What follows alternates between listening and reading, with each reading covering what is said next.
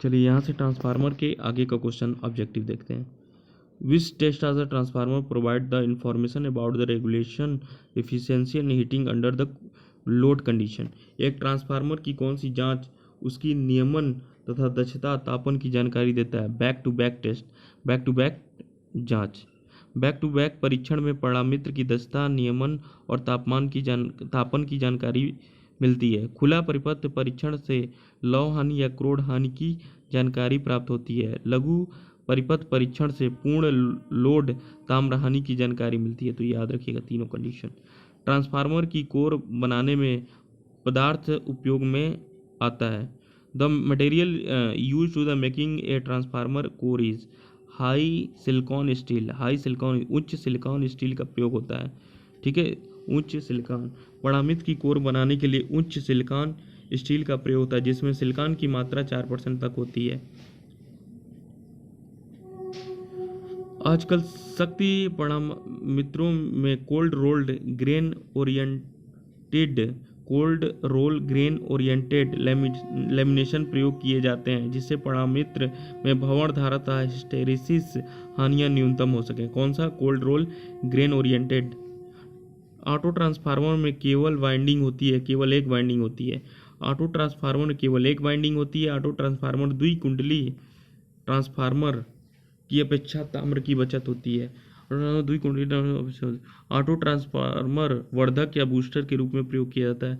प्रेरण मोटरों को चलाने के लिए ऑटो ट्रांसफार्मर का प्रयोग स्टार्टर के रूप में किया जाता है। निम्नलिखित कौन सा परामित्र के तेल का कार्य नहीं है? प्रोवाइडिंग द इंडक्टिव कपलिंग, प्रेरण युग्मन प्रदान करना। परामित्र तेल का कार्य प्रेरण युग्मन प्रदान करना होता है।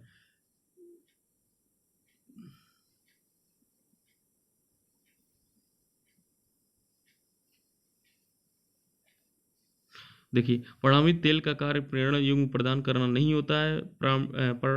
परिणामित्र तेल का कार्य क्या है? परामित्र तेल का कार्य प्राथमिक कुंडली तथा द्वितीयक कुंडली का शीतलन करना है। परामित्र तेल का कार्य अतिरिक्त कुचालकता प्रदान करना है। Iron loss in transformer occurs in, परामित्र में लौह हानि पाई जाती है कोर में। याद रखिएगा, कोर में। परामित्र में लौह हानि कोर में पाई जाती है। लौह हानि दो प्रकार की होती है, एक शैथिल्य हानियाँ होती है, एक भंवर धारा हानियाँ होती हैं। शैथिल्य हानियाँ क्या होती हैं? ट्रांसफार्मर के लौह क्रोड का प्रत्यावर्ती फ्लक्स के प्रभाव से बराबर चुंबकित, विचुंबकित तथा विपरीत चुंबकित होने से उत्पन्न ताप में व्यय विद्युत शक्ति को हिस्टेरिस हानियाँ या स्थैल्य हानियाँ कहते हैं। इसका फॉर्मूला देख लेते हैं। WH equal to efficiency into B max 1.6 F into V watt. N क्या है? शैथिल्य गुणांक बोलते हैं इसको, हिस्टेरिसिस फैक्टर बोलेंगे। ठीक है। बी मैक्स क्या हो? अधिकतम फ्लक्स घनत्व हो गया। एफ है प्रदायी वोल्टता की आवृत्ति हो गया। वी क्या है? पटलित कोड का आयतन हो गया। एडी करंट लॉसेस क्या होता है? भंवर धारा हानियाँ। परामित्र में लो क्रोड में प्रत्यावर्ती फ्लक्स के प्रभाव से प्रेरित भंवर धारा के कारण उत्पन्न ताप में व्यय विद्युत शक्ति की भंवर धारा हानियाँ कहते हैं, जो उष्मा के रूप में लौह क्रोड से विसरित होती है।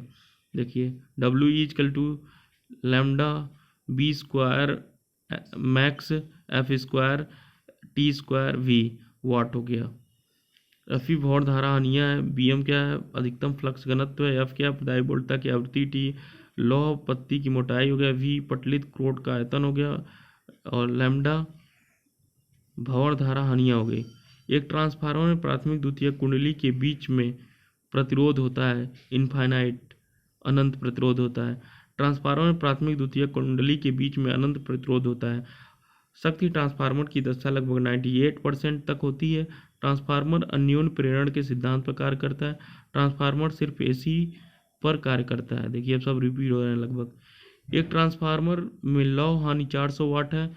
जब ट्रांसफार्मर अपनी उच्चतम दक्षता पर कार्य कर रहा है तब उसकी ताम्र हानियाँ क्या होंगी? अब देखिए, जब ट्रांसफार्मर अपनी उच्चतम दक्षता पर कार्य करता है तो लौह हानियाँ बराबर होती हैं ताम्र हानियाँ के। जब ट्रांसफार्मर अपनी उच्चतम दक्षता पर जब कार्य करेगा तो लौह हानि और आपका ताम्र हानि दोनों बराबर होगा। तो देखिए ट्रांसफार्मर में लौह हानि कितना हो जाएगा, 400 वाट ही होंगे, क्योंकि ताम्र हानि भी यही है। अब देखिए ये फॉर्मूला भी याद रखिएगा, KVA kilo volt ampere full load in kilo volt ampere गुणे लौह हानियाँ अपॉन ताम्र हानियाँ रूट में। पूर्ण दिवस दक्षता सिर्फ वितरण ट्रांसफार्मर की निकाली जाती है। वितरण ट्रांसफार्मर की उच्चतम दक्षता लगभग 50% होती है। एक वितरण ट्रांसफार्मर होता है, एक distribution transformer is the step down transformer होता है। याद रखिएगा, यहाँ से क्लियर हो जा रहा है कि स्टेप डाउन ट्रांसफार्मर होता है। कौन सा, द डिस्ट्रीब्यूशन ट्रांसफार्मर क्या होता है, स्टेप डाउन ट्रांसफार्मर होता है। स्टेप डाउन ट्रांसफार्मर होता है। एक वितरण ट्रांसफार्मर स्टेप डाउन ट्रांसफार्मर होता है जो 11 किलो वोल्ट को 440 वोल्ट या 230 वोल्ट में परिवर्तित करता है। वितरण ट्रांसफार्मर की दक्षता 50% होती है। वितरण ट्रांसफार्मर में द्वितीयक कुंडली में फेरों की संख्या प्राथमिक कुंडली से कम होती है तथा द्वितीयक कुंडलन का वोल्टेज भी प्राथमिक कुंडली से कम होता है। स्टेप अप ट्रांसफार्मर का प्रयोग संचरण लाइन में किया जाता है। स्टेप अप ट्रांसफार्मर के लिए N2 ज़्यादा होगा N1 से। इसी तरह स्टेप डाउन ट्रांसफार्मर के लिए N1 ज़्यादा होगा N2 से। किस स्टेप अप ट्रांसफार्मर के फेरों का अनुपात 10 है। यदि इनपुट सप्लाई आवृत्ति 50 हर्ट्ज हो तो आउटपुट सप्लाई कितनी होगी। स्टेप अप, देखिए ट्रांसफार्मर का एसी मशीन है। ट्रांसफार्मर एक एसी मशीन है जो प्रत्यावर्ती धारा के विभव को समान आवृत्ति पर परिवर्तित करने का कार्य करती है। अर्थात ट्रांसफार्मर की इनपुट सप्लाई आवृत्ति और आउटपुट सप्लाई आवृत्ति दोनों बराबर होंगी, तो इसलिए 50 ही हर्ट्ज होगा, तो आउटपुट आवृत्ति 50 हर्ट्ज होगा। वोल्टमीटर युक्त प्रयुक्त परिणामित्र को विभव परिणामित्र कहते हैं। विभव परिणामित्र का उनके द्वितीयक का निर्धारण 110 वोल्ट है। देखिए वोल्टमीटर युक्त प्रयुक्त ट्रांसफार्मर को विभव ट्रांसफार्मर कहते हैं। विभव ट्रांसफार्मर के लिए द्वितीयक वाइंडिंग का वोल्टेज 110 वोल्ट होता है। विभव ट्रांसफार्मर का उपयोग उच्च वोल्टेज को मापने के हेतु किया जाता है। एक आदर्श ट्रांसफार्मर की प्रतिशत हानि कितनी होगी, 0 होगी। आदर्श है तो देखिए एक आदर्श ट्रांसफार्मर की प्रतिशत हानि 0 होती है, क्योंकि आदर्श ट्रांसफार्मर में किसी भी प्रकार की हानि या कोर हानि, ताम्र हानि या कोर हानि नहीं होती है।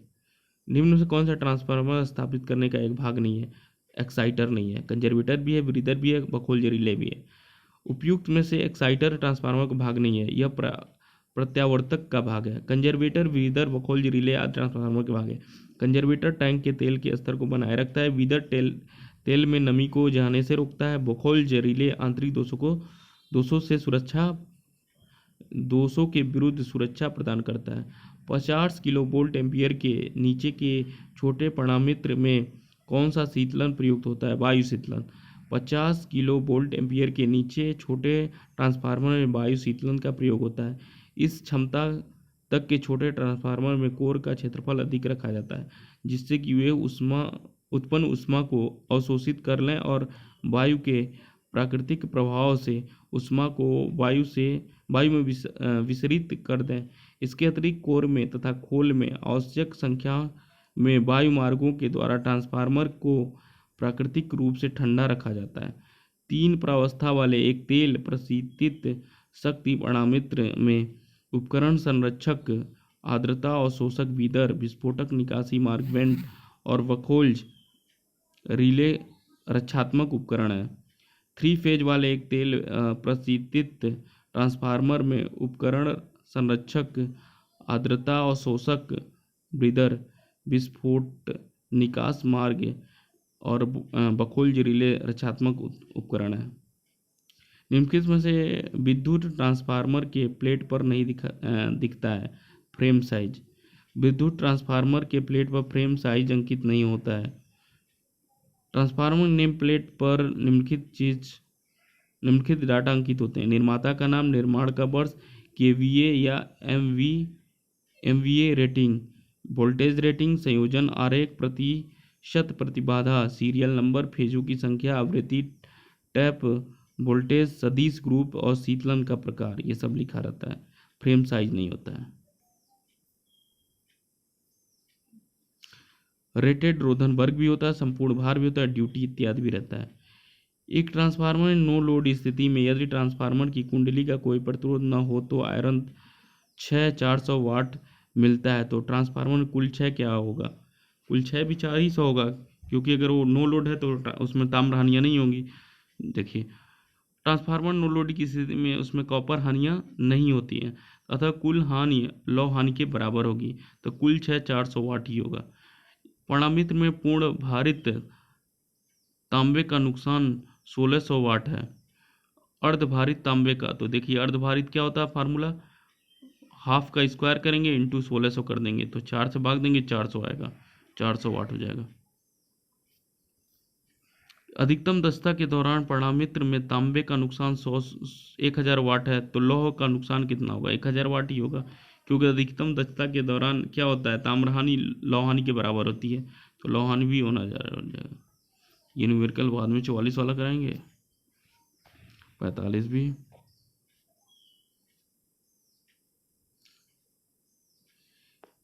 चलिए 46वां देखते हैं। एक ट्रांसफार्मर के प्राथमिक क्षय पर 200 और द्वितीयक पक्ष पर 20 वर्तन टर्न है।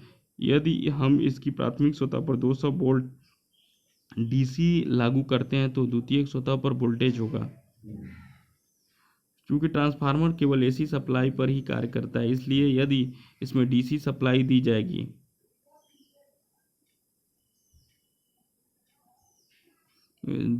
तो ट्रांसफार्मर जल जाएगा।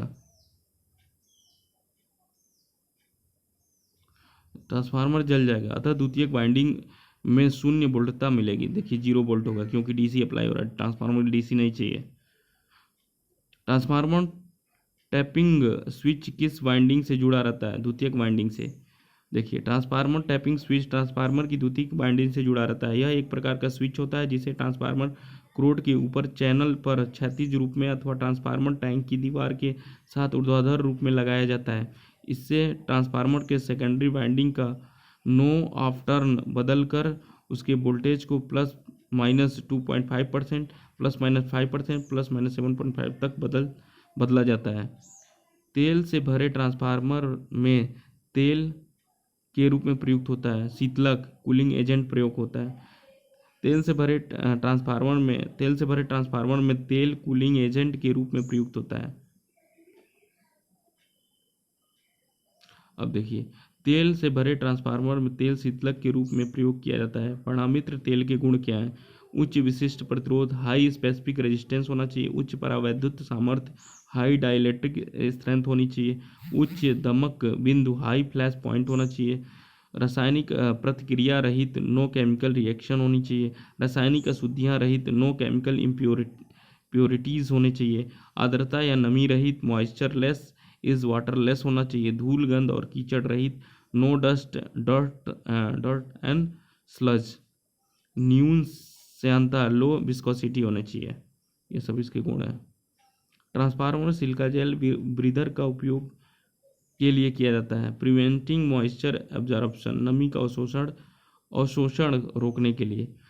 ट्रांसफार्मर सिलिका जेल ब्रीदर का उपयोग नमी का अवशोषण रोकने के लिए किया जाता है। यह ट्रांसफार्मर तेल के ऊपर की वायु में मिश्रित नमी को सोख लेता है तथा टैंक में केवल शुष्क हवा को ही रहने देता है, जिसके कारण ट्रांसफार्मर की विद्युत सामर्थ्य उच्च बनी रहती है। सिलिका जेल रवों का रंग नीले से बदलकर शुष्क अवस्था में पहले बैंगनी, वायलेट तथा फिर गुलाबी हो जाता है। गुलाबी रंग यह प्रदर्शित करता है सिलिका जेल के नमी सोखने की क्षमता समाप्त हो गई, अतः इसको बदलकर या निकालकर इसे 150 से 200 डिग्री सेंटीग्रेड तक ताप पर पकाकर पुनः प्रयोग किया जा सकता है। 50वां क्वेश्चन भी बाद में कराया जाएगा, 50वां 51वां दोनों क्वेश्चन, क्योंकि इसमें न्यूमेरिकल है।